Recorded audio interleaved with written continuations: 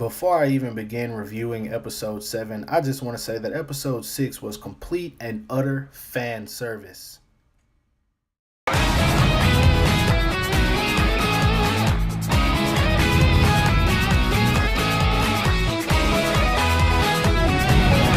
Now, the reason I didn't review last week's episode is pretty much because it was basically the same thing as episode 5, because they're just practicing and getting better with their new coach, which is awesome. All the episodes are awesome. I don't want you guys to think that I'm outweighing one over another. They're all awesome, but just because it was pretty much the same material, I didn't review that one. But still, this one, episode 7, titled I Want to Be Able to Do Everything, was a very awesome episode. Now, once again, this episode was another one based on fan service. I don't care what anyone says, like 90% of this episode was complete and total fan service.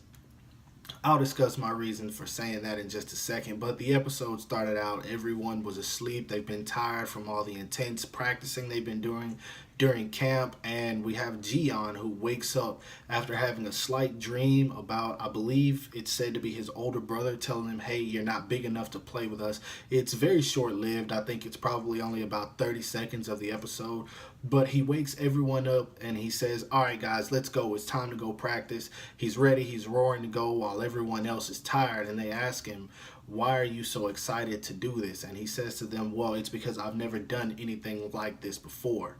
And at that point, they all make their way to the field. The coach is waiting on him, and he tells them, all right, we're going to start with a little bit of basic practice, and then after that, we're going to pretty much do a scrimmage game, which is 12 on 12. It's supposed to be 15 on 15, but because their team is so small, they can't divide them up that way. So it's 12 on 12. There's a team A and a team B. Now, one cool thing about this episode is during the game, we get to see that Gion is a starter. But the entire game, he's not playing like anyone else. Pretty much all he's trying to do is tackle. He wants to amaze people by getting tackles. And at first, it was a big thing for him because he was so short, and it surprised a lot of people that he was actually good at tackling. And one of his teammates even says after he gets his first tackle, he's surprisingly good at this, or he's stupidly good at this in a way. That's what he said. But he gets 3 out of 5 tackles. He misses all the passes. He misses all the catches and things like that. So they say pretty much you're good at tackling, but you're not good at anything else. And finally, Team A ends up losing because of him, and the coach calls him out on it at the middle of the episode. He says, you're the reason that your team is losing. You're the one who is letting everyone down pretty much. And at this point, we see that Iwashimizu is like really upset because he has this flashback of how good Gion is at motivating people, and it basically shows a flashback of where he tells Miyagi, hey, well, he tells Iwashimizu, hey, Miyagi has got our ball. You have to tackle him. After Iwashimizu wasn't willing to overcome the fear he had of tackling people because he accidentally knocked Miyagi's shoulder out of socket in episode 1. Either way, Gion gets pretty upset. He leaves, and then the game continues, and they still lose because of the mistakes that Gion made. And after practice is over, Gion is just completely gone. He's disappeared, and the coach makes the rest of the team, the one that lost, Team A, he says, all right, I want you guys to practice catching and tackling for another hour. So they practice, and then finally when practice is over, everyone goes looking for Gion, who isn't in the room with everyone else. He's gone. He left off somewhere, and everyone goes to search for him. And it appears that they search all over the campus and just no one is able to find him. But like I said, they found his stuff, so they know he wasn't gone too far. Of course, it was Iwashimizu who ended up finding him, and once again, we get more fan service. They have a talk where basically Iwashimizu says, hey, if you're playing only to tackle, you're not doing anything, because he's believing that Gion is only wanting to tackle to prove that he's able to do something to people that are bigger than him, because he's always felt since he was a kid like everyone is bigger than him. He can't keep up with them.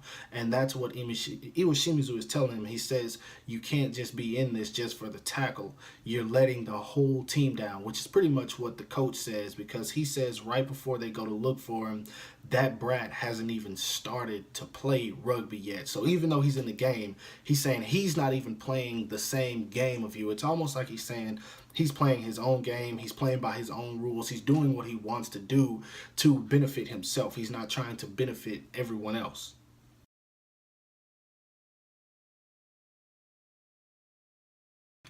Now, when that was said, it was almost like you could see Iwashimizu's heart just break, which is why when he's talking to him, he's telling him, hey, I can't keep up with a lot of people on this team. I'm not fast like Ibumi. I'm not strong like Sekizan. And I'm not extremely big like some of the other people. He said, but I want to do everything. I want to be able to do everything to benefit our team, which is basically what this episode is about. And that's why I was titled that, I want to be able to do everything, because that's what Iwashimizu, it's pretty much the message that he's trying to relay to Gion. Hey, we have to be able to do more in order to benefit our team. Now we once again get another flashback of Gion as a kid, and it shows him when he's getting a little bit older, and also when he's younger. He says when he's younger that everyone around him was the same size, so it didn't really matter. He was able to play with other people and not have to feel like they were towering over him. But as he got older, you could see that he began to get pretty frustrated about the fact that he was staying the same size and everyone was growing, which is why his character is the way he is. He wants to tackle because he wants to feel that sense of superiority that some of the other people don't even feel, but it's just he believes they feel that way because they're a whole lot bigger than him. Anyway, there's another scrimmage, and this time Team A, they actually play, they do a good game, they get up by 6 points, and at the very end of it, the coach says to Gion, he says, I will put you in the game for the last 5 minutes. He tells him, for now, pick up those balls that are on the ground, and he's picking them up, and at that point, we get to see that I really didn't understand what happened at this point. It looked like a pass was tossed to Gion by Iwashimizu, and Gion caught it, but the coach said to him, hey, did you make a pass to the big guy?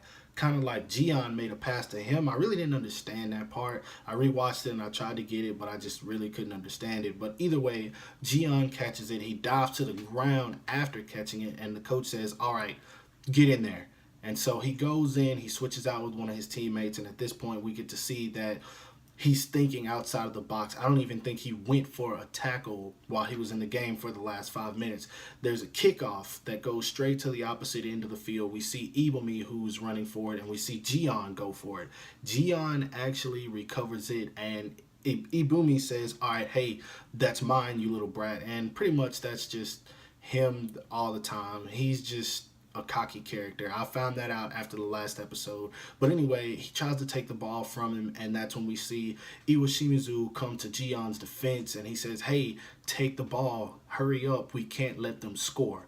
And that's when Gion makes a quick pass, and at some point it's kicked out of the bounds. I don't know what happened. I didn't see the kick either. That was another thing I guess I might have missed. I have no idea, but the ball goes flying out of bounds, and then at that point, Team A, which is Gion's team, they end up winning the second one.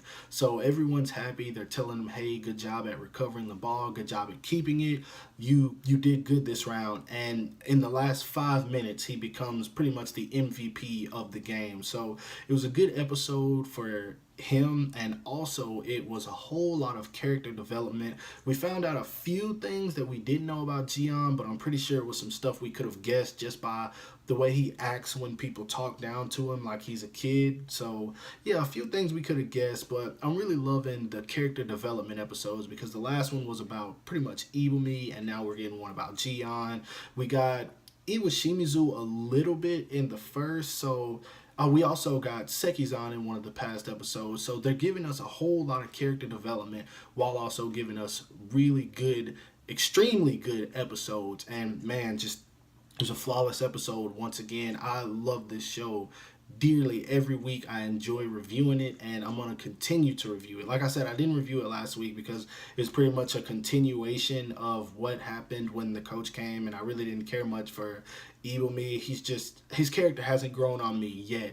Hopefully he does, but as of right now, I'm just kind of about him, just because of he's a selfish prick. I know he's all about his team, but I don't really care about the character, and really not even about the team. He's all about winning. That's all he wants, is to win, to prove he's good. So I just not into his character yet, but it'll probably come. I'm pretty sure he's gonna have some awesome moments in future episodes. So yeah, episode 7, I want to be able to do everything. You guys need to go watch it if you haven't already. I don't know why you're watching this review if you haven't watched it already, but anyway, at the very end we get these 2 funny moments that happen right before the episode ends. We get to see Iwashimizu blushing like crazy looking at Gion, and he says, "You did a very good job this time." He said, "You pretty much helped the team get the victory." And Gion's looking at him like he doesn't know what the heck happened. I don't know. I thought that part was so funny. But anyway, Iwashimizu's looking at him blushing like crazy, which is telling us a whole lot about his character. And then Gion just throws dirt right in his face, as he's like, he doesn't really know what's going on. He just, oh, there's dirt. And I'm not even gonna lie, I laughed at that part like crazy. Now, after the fan service moment, we finally get to see the coach giving Gion props. He tells him, "Hey, you did good job at getting your team the victory." And Gion, being who he is, says, "All right, well, since I did good, how about you buy us lunch?" And everyone jumps on him at that point. They're like, "Hey man, we got the victory. Don't overdo it. Don't try to ask for something we don't need. Come on now, don't ruin this for us." And then the coach says, "Fine, as long as you guys are ready by 5 o'clock." And at that point, they look at the clock and they say, "Hey, well, we've only got 15 minutes. We got to hurry up and go." So they take off to get dressed, and at that point, the episode ends. So great episode, very entertaining, very emotional. A whole lot of material in this show is very emotional, but it's so entertaining to watch. Like, I really love this show. I'm enjoying it like crazy. This, Haikyuu, Free, all these type of shows. A lot of people have been telling me to check out Yuri on Ice, so I'm gonna check that out. It's Friday, this upcoming Friday, November the 18th, I believe. I don't know, but I'm gonna check it out. I'm just gonna binge watch all 7 or 8 episodes, however many there is. So yeah, just animes like this, man, I love. The animation is great, the characters are great, character development, just everything, man. It's an emotional roller coaster. I can tell that's what this anime is gonna be, just like all the ones like this. So yeah, I'll give this episode a thumbs up. Pure 10 out of 10 for me. Go check it out if you haven't already. Episode 7. Also, don't forget while you're here to like this video, because I like reviewing this and obviously you like watching it. Don't forget to follow me on everything you see listed in the description below. Follow me on Anime Amino at Animated Heroes to keep up with some of the anime content I post. And I'll talk to you guys later as always. Peace.